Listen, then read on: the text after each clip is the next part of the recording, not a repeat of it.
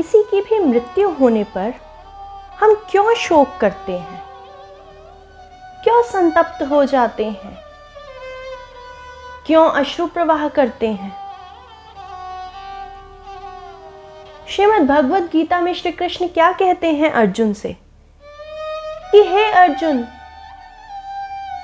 तुम किसी की भी मृत्यु पर अर्थात अपने परिजनों की मृत्यु पर विचार कर क्यों शोक करते हो, क्यों चिंता करते हो, क्यों इस युद्ध भूमि में यही विचारते हुए तुम अपने कदम पीछे हटा रहे हो। वास्तविकता देखी जाए तो हम जब से गर्भ में आते हैं उसी समय से हम एक एक क्षण मृत्यु की ओर अग्रसर होते जाते हैं। हर पल हमारी मृत्यु होती है। किस प्रकार? जो इस पल हम हैं, अगले क्षण हम वैसे नहीं रहेंगे। काल की गति इतनी तीव्र है कि जिसे हम देख नहीं पाते, जिसे हम समझ नहीं पाते। एक एक क्षण के हिसाब से ही हमारी मृत्यु होती जा रही है। हर क्षण हम मरते जा रहे हैं। एक क्षण पहले जो हम हैं उसे आजीवन, उस क्षण को हम दोबारा नहीं देख सकते, दोबारा नहीं जी सकते। क्या कोई है ऐसा जो उस क्षण को दोबारा जी सके? नहीं, क्योंकि उस क्षण की तो मृत्यु हो चुकी। यह पूरा संसार ही नश्वर है। मृत्यु किसकी नहीं होती? शरीर के अंदर जो आत्मा स्थापित है, अर्थात जिसे श्री कृष्ण शरीरी कहकर संबोधित करते हैं, शरीर के अंदर जो निवासित है, शरीरी, उसकी कभी मृत्यु नहीं होती। वह अजर अमर है।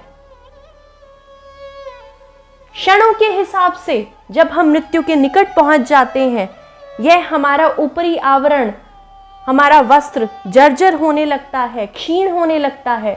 तब हम इसे बदलकर हमारी शरीरी अर्थात हमारे अंदर जो आत्मा विराजित है वह निकलकर किसी और शरीर को धारण कर लेती है, किसी और आवरण को पकड़ लेती है। इसका अर्थ तो यह हुआ ना कि हम उस शरीर की मृत्यु को रो रहे हैं, अर्थात हमारा प्रेम इस शरीर से है। शरीर के अंदर निवासित हमारी शरीरी से नहीं है। हम शोक भी इस शरीर का ही करते हैं, इस ऊपरी आवरण का ही शोक करते हैं। हमारी आत्मा अर्थात हमारी शरीरी तो एक बार यहां से निकलकर किसी और आवरण में चली जाएगी। यही श्री कृष्ण युद्ध भूमि में अर्जुन को समझाने का प्रयास करते हैं कि तुम अपने परिजनों के शरीर का मोह कर रहे हो। आत्मा तो अजर अमर है, वह तो कभी भी समाप्त नहीं होगी। मात्र यह शरीर नश्वर है, यह नष्ट होगा। और काल की गति इस प्रकार है, अगर तुम नहीं मारोगे तब क्या यह शरीर यह बच जाएगा? नहीं। मृत्यु तो सभी की निश्चित है और हर क्षण हम मर रहे हैं। हम मृत्यु के निकट जा रहे हैं। बाल अवस्था से युवावस्था में, युवावस्था से वृद्धावस्था में, और उसके बाद देह का त्याग कर देते हैं। हम एक एक क्षण आगे की ओर बढ़ते जा रहे हैं मृत्यु के निकट या नहीं बढ़ रहे हैं। यह मान लीजिए एक पिक्चर की तरह है। एक पिक्चर देखने, एक मूवी देखने आप गए, वहां इस गति से वह रील निरंतर घूमती रहती है कि एक एक क्षण के हिसाब से सीन बदल रहे हैं, परंतु हम उसे आंखों से देख नहीं पा रहे हैं। हमें पता ही नहीं चल रहा है कि वह दृश्य कितनी स्पीड से, कितनी तेजी से बदलता जा रहा है। और सोचिए, काल की गति तो उससे भी अधिक तीव्र है। काल चक्र इतनी तेजी से घूमता जा रहा है कि हमें पता ही नहीं चल रहा है। क्या ऐसी कोई अवस्था होती है कि आज हम जवान हैं और कल एकदम से बूढ़े हो जाएंगे? नहीं। क्षणों के हिसाब से हमारी मृत्यु हो रही है। एक एक पल, एक एक क्षण हम मरते जा रहे हैं।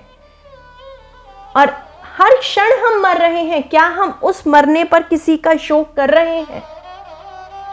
महाराज, दूसरों की तो भूल ही जाओ, हम स्वयं का भी शोक नहीं कर रहे हैं कि पिछले क्षण जो मैं थी वो अगले क्षण में नहीं हूं, हो भी नहीं सकती। आजीवन चाहने पर भी वह क्षण वापस नहीं आ सकता। तो फिर शोक किस चीज का, संतप्त किस चीज का करते हैं? और महाराज, हम तो अति प्रसन्न होकर जन्म दिवस मनाते हैं, यह नहीं देखते कि मृत्यु के निकट जाते जा रहे हैं। एक एक पल के, एक एक क्षण के हिसाब से हमारी मृत्यु हो रही है, क्योंकि यह पूरा संसार ही नश्वर है। जो भी इस सृष्टि में, इस संसार में आया है, उसकी समाप्ति निश्चित है। गर्भ में आते ही हमारा एक एक दिन घटने लगता है, हम मृत्यु की ओर अग्रसर होते हैं और हम जन्म दिवस पर केक काटते हैं, न जाने क्या क्या करते हैं। हमें यह विचारना चाहिए कि इतने वर्ष हम व्यर्थ गवा चुके हैं। जितने क्षण हम जी रहे हैं, उस एक एक क्षण पर ईश्वर का नाम लिख दीजिए, उसको धन्यवाद कीजिए, क्योंकि प्राण कब निकल जाए किसी का कुछ नहीं पता।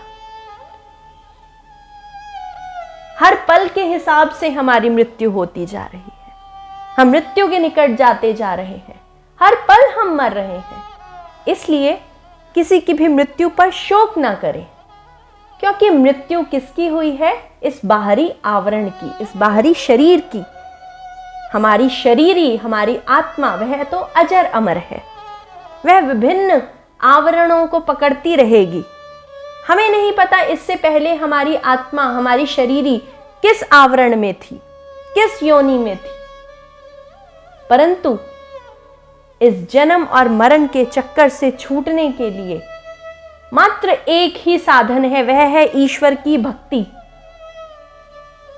उसे ही आरंभ कर दीजिए और इस शोक चिंता को व्यर्थ ही करने से कोई लाभ नहीं है, क्योंकि हम मात्र इस शरीर का ही मोह रखते हैं, इसीलिए हम शोक और चिंता करते हैं। आत्मा किसी की कभी मरी है क्या? नहीं, अजर अमर है, वह नहीं मर सकती, वह ईश्वर के चरणों में विलीन हो सकती है।